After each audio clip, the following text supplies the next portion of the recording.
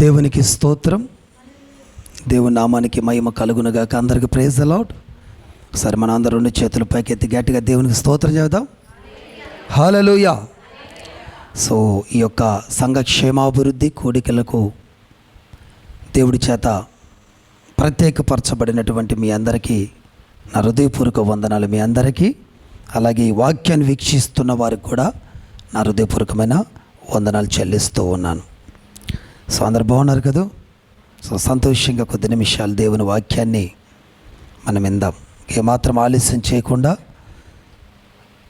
ఈ రెండవ సెషన్లో ఈ పూట ధ్యానం కొరకు ఒక మాట చదువుకుందాం.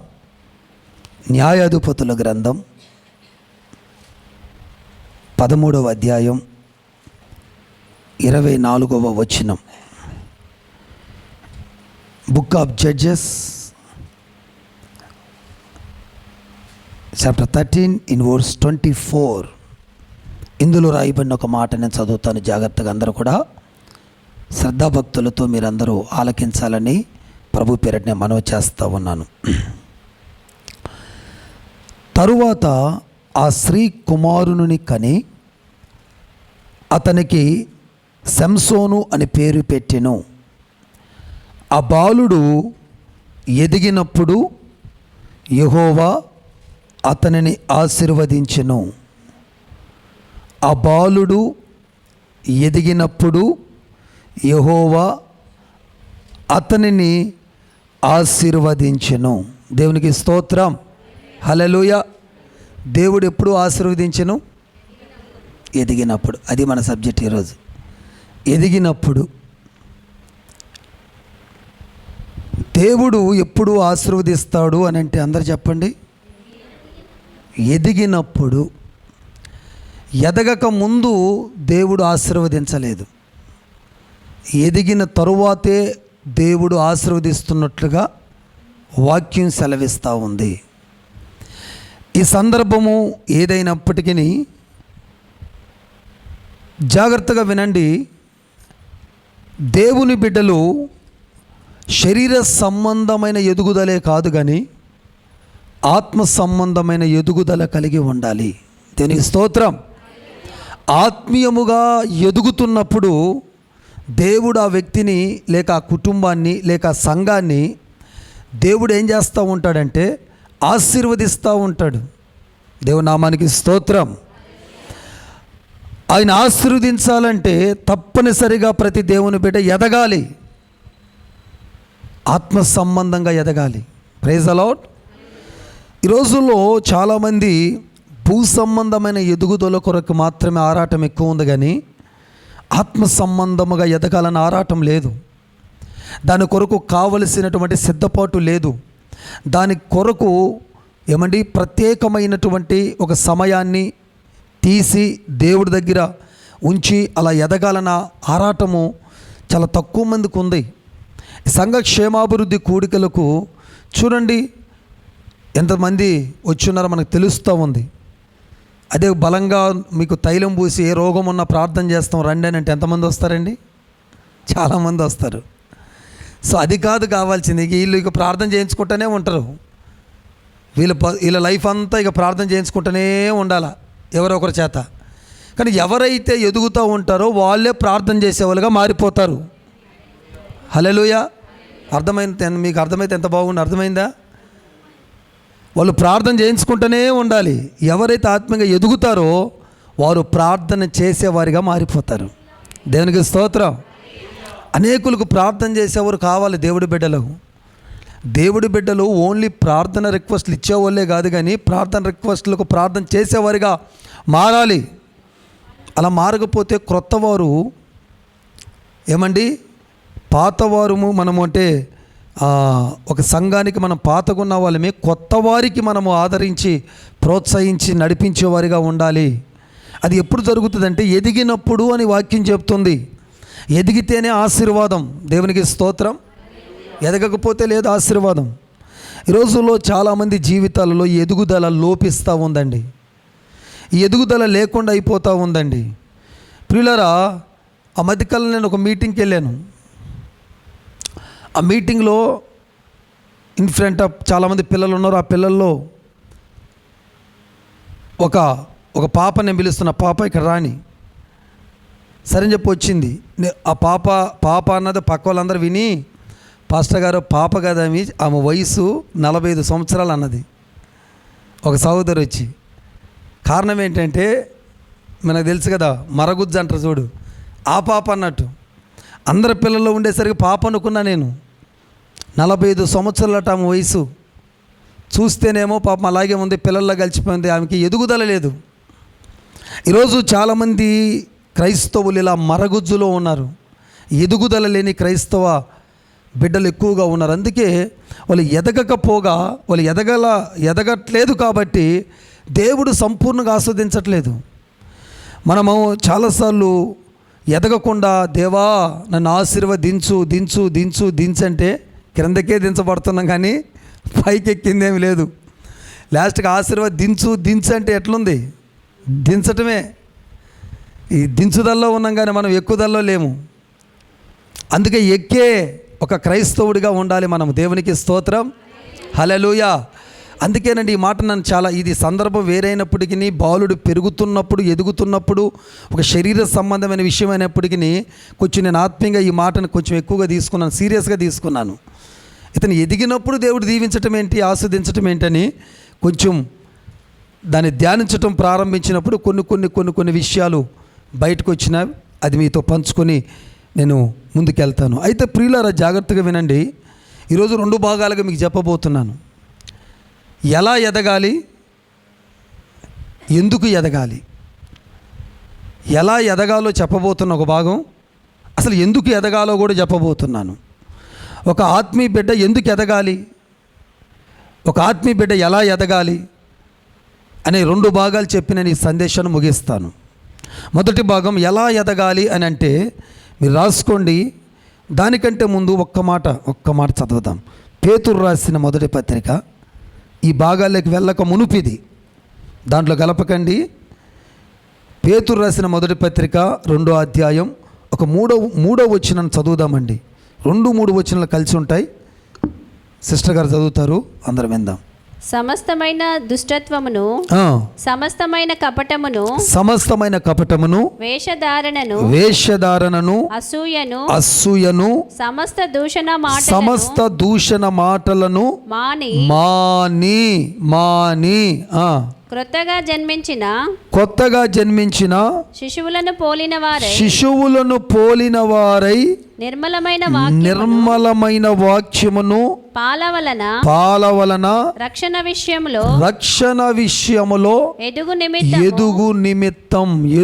నిమిత్తం ఎదుగనే మాట వస్తూ ఉంటుంది మన రిఫరెన్స్లో. ఆ పాలను ఆపేక్షించుడి. దేవునికి స్తోత్రం.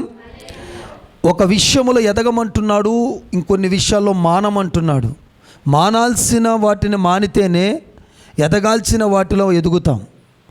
చాలామంది ఈ మానాల్సినవి మానకపోవటం తోటి ఎదగాల్సినవి ఎక్కాల్సినవి ఎక్కలేకపోతా ఉన్నాడు. ఈరోజు చాలామంది జీవితాలలోనండి ఈ యొక్క ఎదుగుదల అనేది లోపిస్తూ ఉంది. సంవత్సరాల సీనియారిటీ పెరుగుతుంది కానీ ఆత్మీయత యొక్క పరిమాణం పెరగట్ల, ఆత్మీయ లోతు పెరగట్ల. నీ ఆత్మీయతకు ఒక వెడల్పు ఉంది, నీ ఆత్మీయతకు ఒక పొడుగు ఉంది, నీ ఆత్మీయతకు ఒక లోతు ఉంది, నీ ఆత్మీయతకు ఒక ఎత్తు ఉంది. ఈ 4 ఎప్పటికప్పుడు ఎక్స్టాబ్లేట్ అవుతుండాలా, విస్తరిస్తుండాలా, ఎత్తుకుని వెతుకుతుండాలా, లోతుకి వెళ్తుండాలా, సేమ్ టైము ఇంకా సేమ్ టైం వెడల్పు అవుతుండాలా, ఇంకా సేమ్ టైం పొడుగు అవుతుండాలా. దేనికి స్తోత్రం. అందుకే పౌలు గారు అంటాడు కదా, ఈ మాటలు వాడతాడు, దేవుడిలో ఉన్న ప్రేమలో ఉన్న ఎత్తు, లోతు, వెడల్పు, పొడుగు అని 4 భాగాలు వాడతాడు. సో ఈ 4 విధాలుగా మనము ఎదగాలని వాక్యం సెలవిస్తూ ఉంది. క్రొత్తగా జన్మించిన శిశువుల వలె. ఇక్కడ ఏం మాట వాడాడు చూడండి పేతురు గారు. క్రొత్తగా జన్మించిన శిశువులు అంటే క్రొత్తగా జన్మించిన వాళ్ళు ఎట్లుంటారు? ఏమన్నా వాళ్ళకి పాపం తెలుసా? అసలు ఏం తెలియదు కదా. ఆ విధముగా మనం మారాలి. క్రొత్తగా జన్మించిన శిశువుల వలె మారి రక్షణ విషయంలో ఎదగాలి. దేవుడిచ్చిన రక్షణను బట్టి, దేవుడిచ్చిన ఆయన చూపుతున్న ఈ కృపా కనికరములను బట్టి మనం ఎప్పటికప్పుడు ఎదుగుతుండాలి. రక్షణ అనేది ఒక్కసారిగా తీసుకునేది కాదు. ఆ ఒక్కసారి తీసుకున్న రక్షణను మనము తర్వాత దానిని కంటిన్యూ చేయాలి. రక్షణ వస్త్రాన్ని పోగొట్టుకున్న ఓ భక్తుడు మనకు తెలుసు. అందుకే 51వ కీర్తన రాస్తూ ఆయన ఏమంటాడంటే, నీ రక్షణ ఆనందాన్ని మరలా నాకు పుట్టించు అనే మాట వాడతాడు. అంటే దావీదు గారికి అంతకుముందు రక్షణ లేదా అంటే ఉంది. ఏమైందంటే బెత్షెబా విషయంలో పాపం చేసి ఆ రక్షణ వస్త్రాన్ని పోగొట్టుకున్నాడు, ఆ రక్షణ ఆనందాన్ని పోగొట్టుకున్నాడు. అందుకని మరలా 51వ కీర్తన అంతా మీరు ఎప్పుడైనా చదువుకోండి, పశ్చాత్తాపంతో కూడిన పాటది.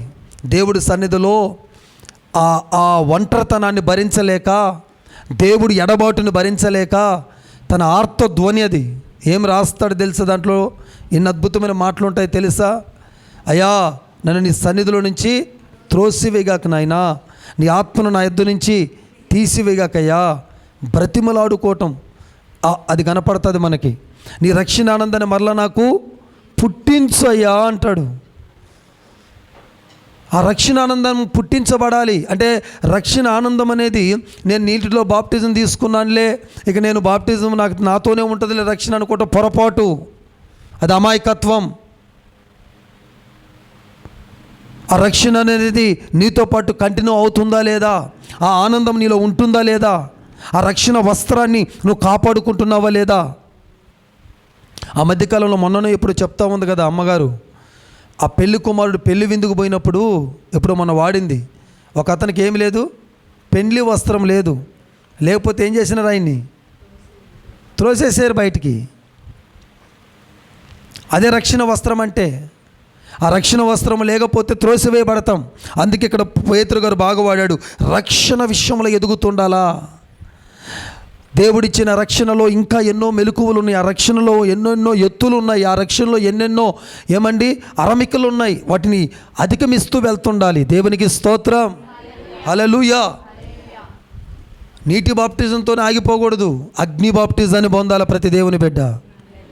హల్లెలూయా.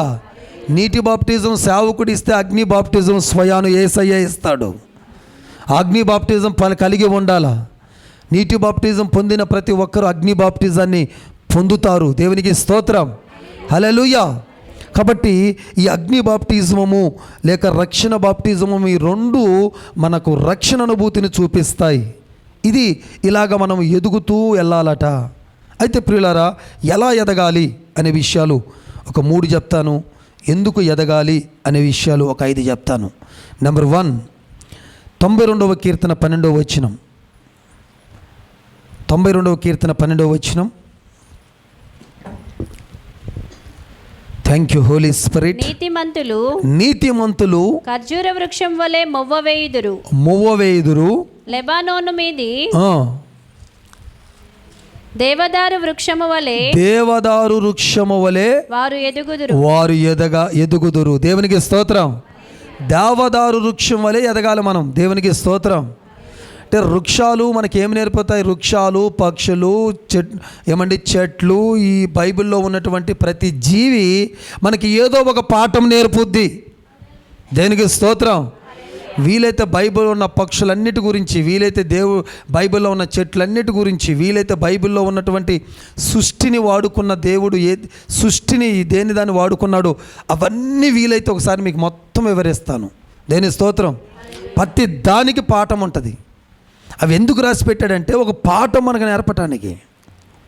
అంతేగాని దేవదారు వృక్షంలాగా అంటే ఆ చెట్టులాగా నేను ఎక్కడ ఎదిగేదని కాదు అర్థం. ఆ చెట్టుతో పోల్చి చెప్తున్నాడు మన ఆత్మీయతను. అది ఎలా అయితే చక్కగా ఎదుగుతుంది దేవదారు చెట్టు. చక్కగా ఎదుగుటం దేని చూపిస్తుంది అంటే చక్కగా నిలబడి జీవించటాన్ని చూపిస్తుంది. చక్కగా నిలబడితే ఏం కలుగుద్దయ్యా అంటే యెహెజ్కేలు గ్రంథం 2వ అధ్యాయం 2వ వచనం జరుగుద్ది. చక్కగా నిలబడితే ఏం జరుగుద్దంటే యెహెజ్కేలు గ్రంథం 2వ అధ్యాయం 2వ వచనంలో ఏముంటుందంటే, నరపుత్రుడు నువ్వు చక్కగా నిలబడు, నేను నీతో మాట్లాడతానంటాడు. చక్కగా నిలబడితే అక్కడ అది జరుగుద్ది. చక్కగా లేవనుకో దేవుడు మాట్లాడటం మానేస్తాడు. అంటే మనం చక్కగా ఉండాలి, మన మాట చక్కగా ఉండాలి, మన ప్రవర్తన చక్కగా ఉండాలి, మనం చేసే ప్రార్థన చక్కగా ఉండాలి. అలా చక్కగా ఉన్నప్పుడు దేవుడు ఏం చేస్తాడండి మనతోటి? మాట్లాడతాడు. దేవుడు మాట్లాడతాడు. ఎంతమంది నమ్ముతున్నారు దేవుడు మాట్లాడతాడని?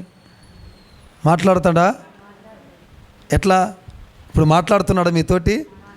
దేవునికి స్తోత్రం. ఇదే దేవుడు మాట్లాడటం అంటే. కాబట్టి దేవుడు మాట్లాడటం అంటే ఆయనే దిగువ వచ్చి నాతో మాట్లాడితేనే మాట్లాడినట్టు కాదు. నువ్వు వాక్యం చదివేటప్పుడు మాట్లాడుతుంటాడు, వాక్యం వినేటప్పుడు మాట్లాడుతుంటాడు. ఏమండి, ప్రార్థనలు ఉన్నప్పుడు ఎవరో ఒకరి ద్వారా మాట్లాడుతూ ఉంటాడు. అలాగా దేవుడు మాట్లాడుతూ ఉంటాడు. ఆయన మాట్లాడాలంటే నువ్వు చక్కగా ఉండాలి. దేవదారు వృక్షంలాగా చక్కగా నువ్వు ఎదగాలి. అక్కడ దేవదారు వృక్షంలాగా ఎదుగుదురు అని రాయబడి ఉంది అక్కడ మాట. కాబట్టి ప్రియా దేవుని బిడ్డలారా, చక్కగా ఎదిగే తత్వాన్ని దేవుడు మీ ద్వారా ఈ యొక్క కూడిక ద్వారా మనందరికీ దయచేయబోతా ఉన్నాడు. ఆమెన్. హల్లెలూయా. వంకర త్రోవలు ఉన్నాయి, చక్కని త్రోవలు ఉన్నాయి. వంకర త్రోవలు ఆలస్యం అవుతుంది. రోడ్డు చక్కగా ఉంటే స్ట్రైట్గా వెళ్ళిపోతాం మనం. అదే రోడ్లు చక్కగా లేకపోతే ఏమవుతాయండి? అటు తిరిగి ఇటు తిరిగి లేట్ అవుతుంది. ప్రాసెస్ని అంటే మన ఆత్మీయ ప్రాసెస్ని లేట్ చేసుకుంటున్నాం. శ్రమకాలము ప్రతి ఒక్కరికి ఒకలాగుండదు. ఇక్కడ కూర్చున్న వారిలో ఒక్కొక్కరికి దేవుడు ఒక్కొక్కరి కెపాసిటీని బట్టి, భక్తి కెపాసిటీని బట్టి, విశ్వాస కెపాసిటీని బట్టి కొందరికి 10 రోజులు, కొందరికి 20 రోజులు, కొందరికి 30 రోజులు అలా రాసుకుంటాడు దేవుడు.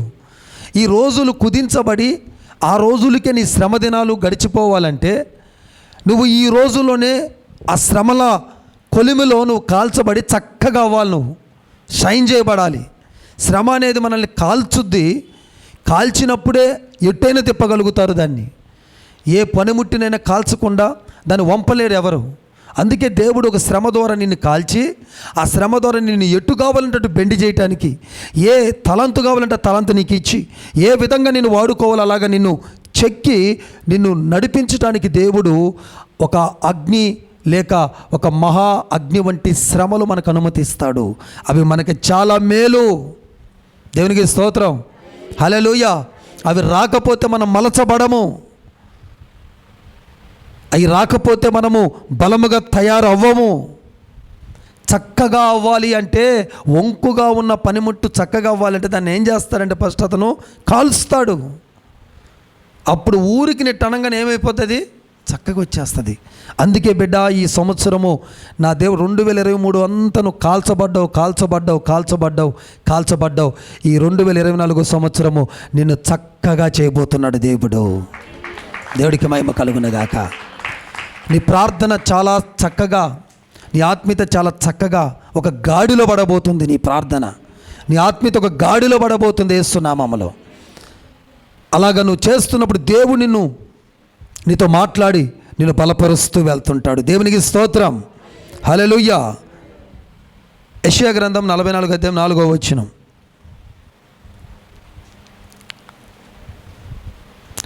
యెషయా గ్రంథం 44 4వ వచనం. నీటి కాలువల యొద్ద నాటబడిన నిరవంజి చెట్లు గడ్డిలో ఎదుగునట్లు వారు ఎదుగుదురు. దేవునికి స్తోత్రం.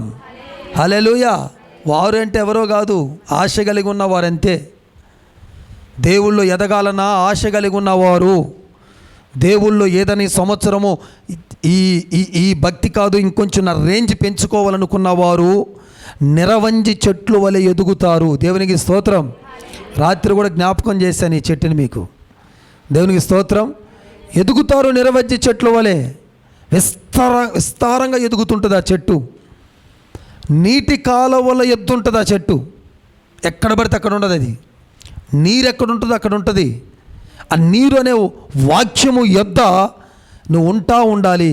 ఇది దేని సూచిస్తుందంటే వాక్యములో ఎదగాలి నువ్వు. ఒకటి చక్కగా ఉండుటలో ఎదగాలి, రెండోది వాక్యములో. నీరు అనే దానికి వాక్యము సాదృశ్యంగా ఉంది బైబిల్లో. ఏమండి, వాక్యమైన ఉదక స్నానము చేయండి అంటాడు ఒక చోట. వాక్యాన్ని నీళ్ళతో పోల్చి భక్తులు చాలామంది మాట్లాడారు.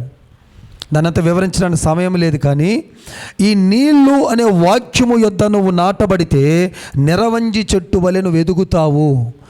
దేవుడు ఇలా ఎదగామని దేవుడు మనల్ని ప్రేరేపిస్తున్నాడు. ఇలా నువ్వు ఎదగాలి. దేవునికి స్తోత్రం. ఇలా నువ్వు ఎదుగుతున్నప్పుడు ఏం జరుగుద్ది? ఆస్వాదించబడతాం. మూలవాక్యం. మనం ఏం చేయబడతాం? ఆస్వాదించబడతాం. అతడు ఎదిగినప్పుడు ఆస్వాదించిన దేవుడు. మనం కూడా ఎదుగుతూ ఉంటే గొప్పగా ఆస్వాదించబడతాం. థర్డ్ వన్, లూకాసు వార్త 12వ అధ్యాయము 26వ వచనం. లూకాసు వార్త 12వ అధ్యాయము 26వ వచనము. కాబట్టి అన్నిటికంటే తక్కువైనవి మీ చేత కాకపోతే తక్కిన వాటిని గూర్చి మీరు చింతింపనేలా? పువ్వు ఎలాగు ఎదుగుచున్నదో ఆలోచించుడి. అవి కష్టపడవు వడకవు. అయినను తన సమస్త వైభవముతో కూడిన సలోమోను సైతము వీటిలో ఒక దాని వలెనైనా అలంకరింపబడలేదని మీతో చెప్పుచున్నాను. అక్కడ ఎదుగుదల అని వచ్చింది. పువ్వులు ఎదుగునట్లు. ఎట్లట? పువ్వులు ఎట్లా ఎదుగుతాయో ఏమండి, అడవి పువ్వులు ఎట్లా ఎదుగుతాయో అట్లా ఎదగాలట. అడవిలో నీళ్లు పోసేవాళ్ళు ఉండరు, కాపు కాసేవాళ్ళు ఉండరండి.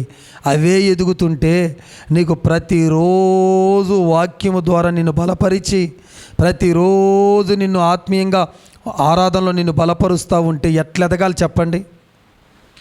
ఎదగాలనుకున్న వాళ్ళంతా ఒకసారి గట్టిగా చెప్పండి. సరే మీ పక్క వాళ్ళని తట్టి చెప్పండి, నువ్వు ఎదుగని చెప్పు. దేవుని స్తోత్రం. ఓకే, వినండి, జాగ్రత్తగా వినండి. హల్లెలూయా. ఎదగాలండి. అయ్యే ఎదుగుతుంటే మనం ఎట్లండి? ఇంకా ప్రతిరోజు ఆయన ప్రేమ కలిగిన వాక్కు మన దగ్గరికి పంపించి మనల్ని అడుగుతా, మనల్ని ఎదిగించాలన్న తాపత్రం, ఎదుగుదలలో ఉన్న ఆశీర్వాదాన్ని దేవుడు మనకి ఇవ్వాలని ఎంతో ప్రేమతో ఆయన మనల్ని పలకరిస్తూ ఉన్నాడు. ప్రియులారా, అడవి పువ్వులకు ఏమాత్రం ఎవరు పట్టించుకోలేని అవే ఎదుగుతుంటే, ఇంత పట్టించుకునే సంఘము, ఇంత పట్టించుకునే సేవకుడు ఉంటే మనం ఎంత ఎదగాలి చెప్పండి? అవునంటారా కాదంటారా? హల్లెలూయా. ఎదగాలి అంతే. మనం చేసేది ఏమీ లేదు. ఎదుగుదలలోనే ఉన్న సకల ఆశీర్వాదాలు. దేవుని స్తోత్రం. ఇప్పుడు ఎదుగుట ద్వారా ఏం పొందుకుంటాం, ఎందుకు ఎదగాలి? ఈ రెండు మిక్స్డ్ ఉంటాయి. ఎదుగుట ద్వారా మనం ఏం పొందుకుంటాము, ఎందుకు ఎదగాలి? నెంబర్ 1, ఆదికాండము 25వ అధ్యాయము 27వ వచనము. ఆదికాండము 25వ అధ్యాయము 27వ వచనము.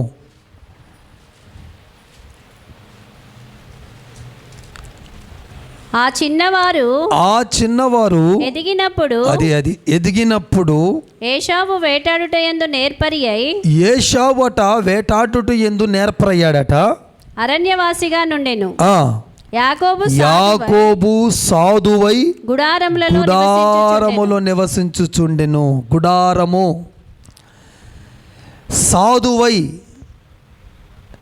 సాధువుగా మారిపోయాడట.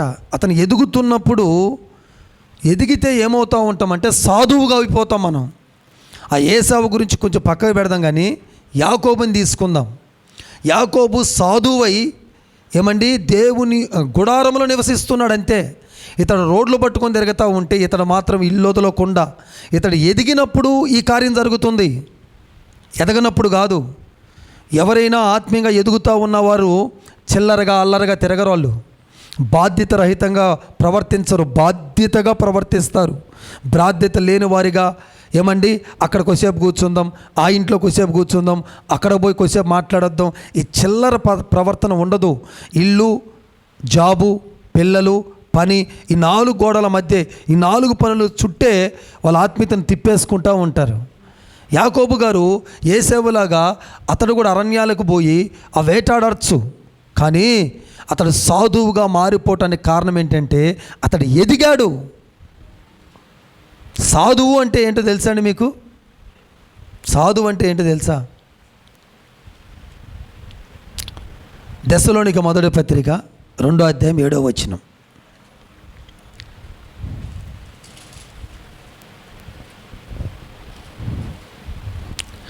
దెస్సలోనిక మొదటి పత్రిక 2వ అధ్యాయం 7వ వచనం. అయితే స్తన్యమిచ్చు తల్లి తన సొంత బిడ్డలను గారవించున్నట్లుగా మేము మీ మధ్యను సాధువులమై ఉంటిమి. బ్రాకెట్లో శిశువులమై ఉంటిమి. అది అది చదవమ్మా. సాధువులు అంటే ఏంది అంటే శిశువులు. అది ఒక శిష్యువు పోలిన వారై ఉంటున్నాడు. తల పండిపోయిన వల్ల కాదు, నాకు అన్నీ తెలుసులే, నాకు అయ్యవచ్చులే ఇవ్వచ్చులే అన్నట్టు కాకుండా ఒక శిశువు మనసు ఎలా ఉంటుందో ఆ మనసు కలిగి ఉండాలి దేవుడి బిడ్డలు. సాధువుగా యాకోబు ఉన్నాడంటే ఒక శిశువుగా ఉన్నాడు. కానీ అతను శిశువు కాదే, వేటాడే వయసు వచ్చింది. ఏమండి, ఏశావు పోయి అరణ్యంలో వేటాడుతుండంటే అటు ఇటు కదండి వీళ్ళిద్దరూ పుట్టింది, సెకండ్సే కదా, నిమిషాలు అయి ఉంటుందేమో మా అంటే. అతడికి ఆ వయసు వచ్చిందంటే ఇతడు కూడా ఆ వయసు వచ్చి ఉంటుంది కదా. కానీ అతడేంటి, నేను సాధువునై ఉంటిని అంటాడు. సాధువు అయి ఒక గుడారంలో నివసిస్తున్నాడంటే సాధువు అంటే ఒక శిష్యుని పోలి ఉండటం. హల్లెలూయా, దేవునికి స్తోత్రం. ఈ శిష్యువు అంటే ఏంటో చెప్తాను మళ్ళా. కొరింథీ మొదటి పత్రిక 14:20. ఈ శిష్యువులు చేసే పని ఏంటి, అక్కడ ఎందుకు సాధువు వాడాడు? సాధువు అంటే శిష్యులు, శిశువు అంటే ఏంటో చదువుదాం అక్కడ. కొరింథీ మొదటి పత్రిక 14:20. సహోదరులారా, మీరు బుద్ధి విషయమై పసిపిల్లలు కాక. అది బుద్ధి పైన ఒక మాట ఉంటుంది, దుర్మార్గమా దుష్టత్వము, అదంతా చదవండి. మీరు బుద్ధి విషయమై పసిపిల్లలు కాక దుష్టత్వము విషయమై శిశువులుగా ఉండుడి. అది శిశువులు దేని విషయంలో ఉండమంటున్నాడంటే, నువ్వు పిల్లవాడిని నేను పిల్లదాన్ని అన్నట్టుగా కాకుండా దుష్టత్వం విషయంలో శిష్యులు అయిపోవాలి మనం. దుష్టత్వం అంటే దుష్టత్వం, తత్వం, ఆ స్వభావం. ఎవరి స్వభావం? అది దుష్టుడు యొక్క తత్వము. దుష్టుడికి ఎలాంటి స్వభావాలు ఉంటాయో ఆ స్వభావాలన్నిటిలో మనము శిష్యులం అయిపోవాలా. అది ఇక్కడ వాక్యం. దేవుని స్తోత్రం. దుష్టుడు తత్వం, నీకు నాకు ఒక తత్వం ఉంది, మన దేవుడికి ఒక తత్వం ఉంది, అలాగే సాతాను కూడా ఒక తత్వం ఉంది. ఒకటి కాదు, వాడు చాలా స్వభావాలు కలిగి ఉంటాడు. వాడి గురించి పేర్లు, ఎన్నో పేర్లు పెట్టబడ్డాయి బైబిల్లో. వాడు ఆ స్వభావాలను ధరించుకొని నిన్ను కూడా ఆ స్వభావంలోకి నెడతానికి వస్తాడు. నిన్ను కూడా ఆ స్వభావంలో లాక్కొని దేవుడి స్వభావాన్ని నీలో ఉండనీయకుండా దేవునికి దూరం చేయాలని వాడు స్వభావం అనే ఒక విత్తనాన్ని నీలో వేసి వాడు నిన్ను లోకములోకి లాక్కొస్తాడు. దేవునికి మహిమ కలుగునుగాక. వాడు లోకములోకి లాక్కొచ్చి ఏమండి ఇక నిన్ను దేవుళ్ళలోకి వెళ్ళనీకుండా చేస్తూ ఉంటాడు. కాబట్టి దుష్టుని తత్వం విషయంలో మనము శిశువులుగా మారిపోవాలి. ఇంకా బుద్ధి విషయమై పెద్దవారలై ఉండుడి. అది ఇప్పుడు బుద్ధి విషయంలో అక్కడికి వచ్చేసరికి నువ్వేమైపోవాలి, నేను మళ్ళీ చిన్నపిల్లనము నాకేం బుద్ధి తెలుసు అనకూడదు. అక్కడ బుద్ధి కలిగి ఉండాలి. అక్కడేమో చిన్నపిల్లవి అయిపోవాలి, ఇక్కడేమో పెద్దదానివి అయిపోవాలి. దేవుని స్తోత్రం, హల్లెలూయా, దేవునికి మహిమ కలుగునుగాక. పెద్దదానివై నువ్వు అక్కడ ప్రవర్తించాలా. కాబట్టి జ్ఞానయుక్తమైన భక్తి చేయాలి ఈ సంవత్సరం మనం. హల్లెలూయా, జ్ఞానయుక్తమైన భక్తిలోకి మనం వెళ్ళాలి. కాబట్టి ప్రియులారా, రెండో ఎందుకు చేయాలనంటే ఒక శిశువులాగా ఉండటానికి మనం ఎదగాల. దుష్టుడు తత్వాన్ని ఏమండి మన జీవితంలోకి రాకుండా ఉండటానికి మనం ఏం చేయాలా? ఎదగాల. ఇది మొదటి పాయింట్. సెకండ్ వన్, లూకా సువార్త 1:80.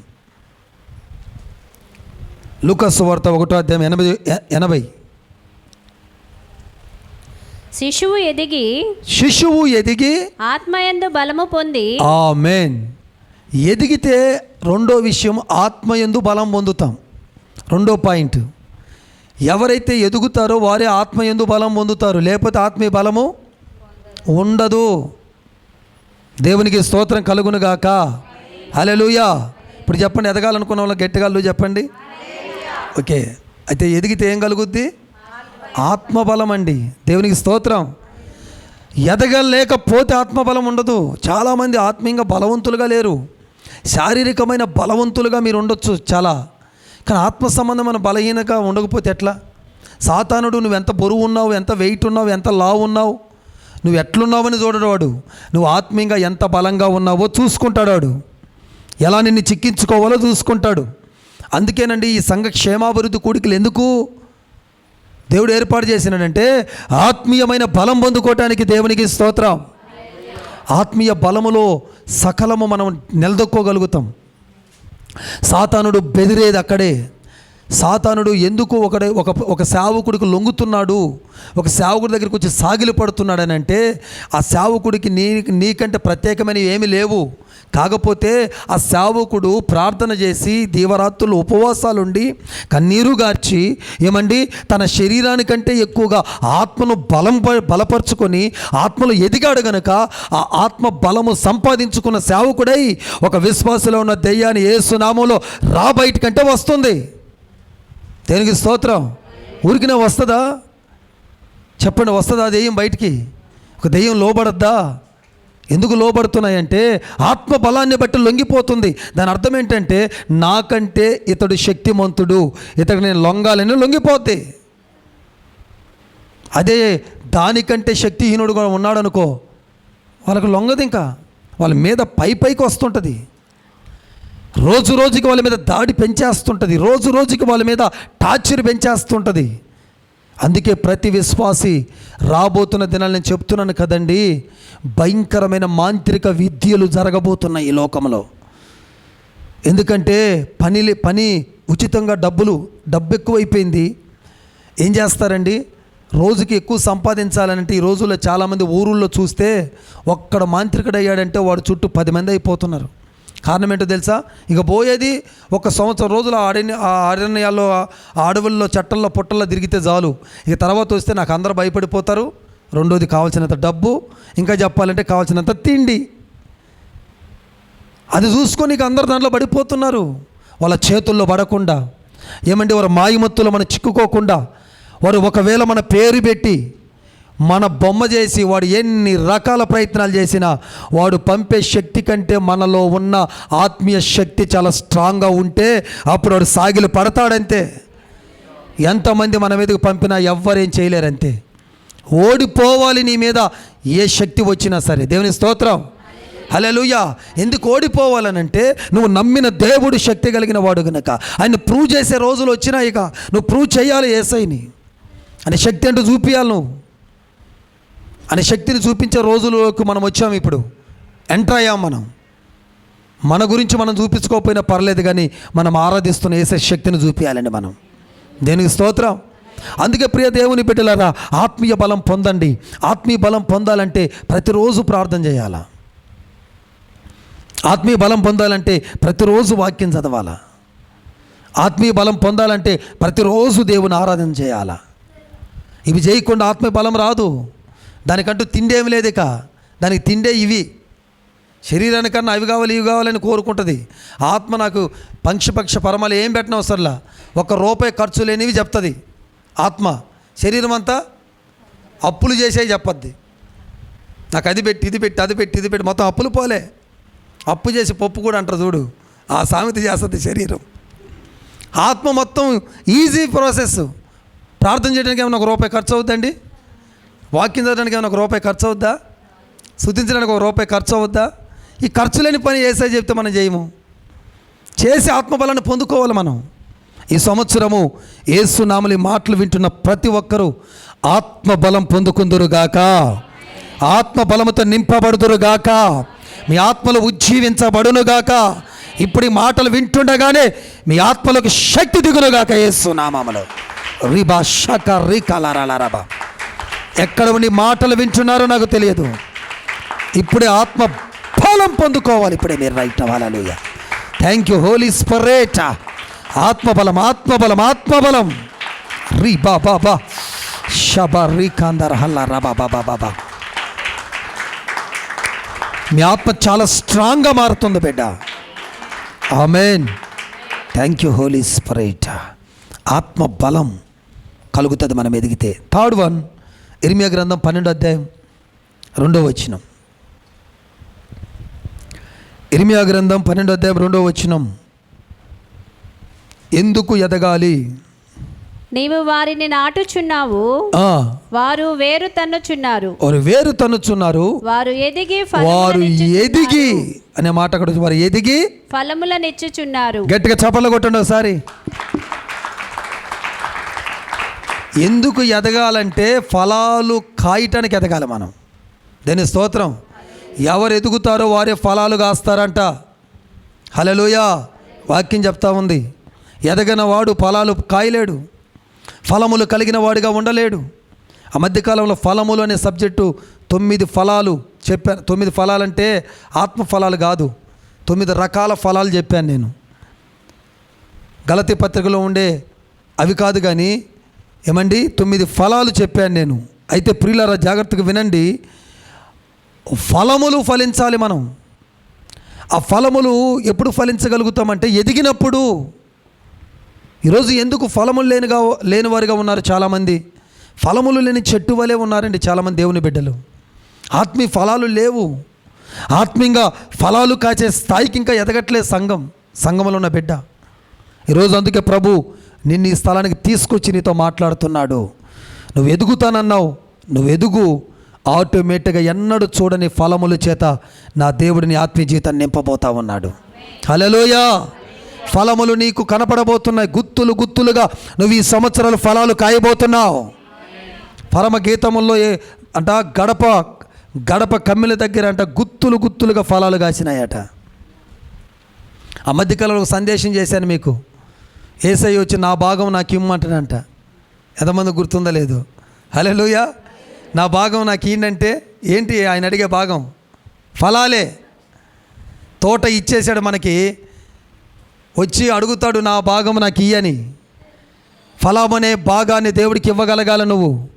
ఆ ఫలములు కాసి ఫలములు యేసయ్య చేతికి ఇవ్వాలంటే నువ్వు ఎదగాల ఆత్మీయంగా. దేవునికి స్తోత్రం. ప్రియ దేవుని బిడ్డలారా, ఎదిగే స్వభావాలలో మీరు రండి. ఎదుగుదలను ఒక కవచంగా తీసుకోండి. ఈ సంవత్సరం ఎట్లయినా సరే నేను ఎదగాలి. ఎన్ని పోరాటాలైనా రాని, ఎన్ని శ్రమలైనా రాని, ఎంతమంది అడ్డుపరచనే గాక నేను వచ్చి వాక్యం వినాలి, వాక్యంలో ఎదగాలి, ప్రార్థనలో ఎదగాలి అన్నటువంటి ఒక బలమైన కమిట్మెంట్ తీసుకో. దేవుడు నీ కమిట్మెంట్ని స్థిరపరచబోతున్నాడు. హల్లెలూయా. అడ్డుపరిచే వాళ్ళని అడ్డుపరనీయకుండా చేయబోతున్నాడు. ఫస్ట్ నీ హృదయమే సరిగా ఉండదు. ఎవరైనా ఆపుతారేమో, ఈరోజు ఆయన పంపిడేమో, ఈరోజు వాళ్ళు ఆపేస్తారేమో, నువ్వే అనుకుంటే దేవుడు ఎట్లా పంపిస్తాడు? ముందు మన ప్రయత్నం మనం చేయాలా. ఎవరైనా ఆపేస్తారేమో అని కాదు మనం చేయాల్సింది. మనది మనం పని చేస్తూ ఉంటే దేవుడు అందరి హృదయాలను మార్చేస్తూ నీ అడ్డంకులు తొలగించే పని చేస్తూ ఉంటాడు. నువ్వు సాఫీగా నువ్వు ఒక మంచి మార్గంలో ప్రయాణం చేసేలా దేవుడు చేస్తాడు. దేవుని స్తోత్రం. హల్లెలూయా. మీరు ఫలములు ఈ సంవత్సరం అధికంగా కాయాలి. ఫలములు ఎవరైతే ఫలిస్తారో వారిని బట్టి యేసయ్య మహిమపరచబడతాడు. ఫలములు లేని వారిని చూసి ఆయన ఆనందించే దేవుడు కాదండి. నీ ఫలము లేక ఎంత దేవుడు బాధపడుతున్నాడో. ఈ పాటికి నువ్వు ఎంత ఫలించాల్సిన బిడ్డవో తెలుసా? ఎంత ఫలించి అనేకులకు ఫలాలు ఇచ్చేదానిగా ఉండాల్సింది పోయి ఈరోజు నీ పరిస్థితి చాలా దీనమైన పరిస్థితికి వెళ్ళిపోయింది. దానికి కారణము ఎదిగిన నువ్వు దిగిపోయావు కిందకి. దేవుడు మరలా చెప్తున్నాడు, గుర్తు చేస్తున్నాడు, నీ పిలుపును గుర్తు చేస్తున్నాడు. నీ మీద ఉన్న దేవునికి ప్రణాళికను గుర్తు చేస్తున్నాడు. అసలు నిన్ను ఎందుకు పిలిచాడో గుర్తు చేస్తున్నాడు. నువ్వు మించిపోయింది ఏమీ లేదు. నువ్వు దేని గురించి బాధపడగాకు.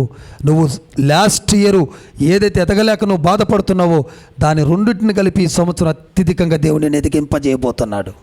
హల్లెలూయా. 4th one లూకాసు సువార్త 2వ అధ్యాయం 40వ వచనం. లూకాసు సువార్త 2వ అధ్యాయం 40వ వచనం. ఎందుకు ఎదగాలి? బాలుడు జ్ఞానంతో నిండుకొనుచు ఎదిగి బలము పొందుచుండెను. దేవుని దయ ఆయన మీద ఉండెను. ఆమేన్. ఎదిగినప్పుడు మాత్రమే దేవుడి దయ మన మీద ఉంటుంది. ఎదగకపోతే దేవుడి దయ ఉండదు. దేవుడి దయ కావాల్సిన వాళ్ళందరూ ఒకసారి గట్టిగా చెప్పండి. కావాలా నీకు? బాగా చెప్పావు గట్టిగా హల్లెలూయా. మరి షరతులు ఒత్తేస్తాయి. మరి ఊరికి దయ రాదు. ఎప్పుడు దయ వస్తుంది? ఎదిగినప్పుడు. ఎదిగితేనే ఆయన దయ మన మీదకి వస్తుందండి. ఆ ఎదుగుదల నీలో ఉండాలి. అందుకే ఇటు దేవుడు దయ కాదు, మనుషుల దయ కూడా నీ మీదకి దిగొస్తుంది. దేవుడు దయ యేసేపు గారి మీద ఉంటేనంట, యేసేపు గారి గురించి రాయబడి ఉంటుంది. తన యజమానుడైన పోతీఫర్ కూడా దయ పుట్టిందట తను చూస్తే. మన యజమానికి దయ పుట్టాల.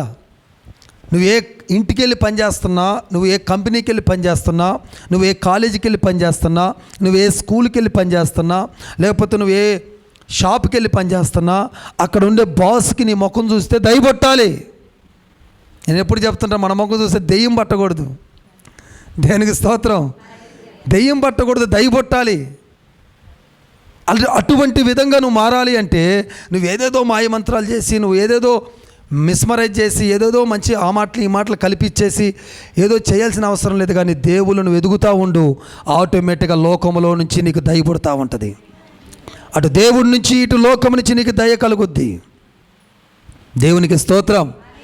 5th వన్, యెహెజ్కేలు గ్రంథం 31:5. చివరి మాట నేను ముగిస్తున్నాను. యెహెజ్కేలు గ్రంథం 31:5.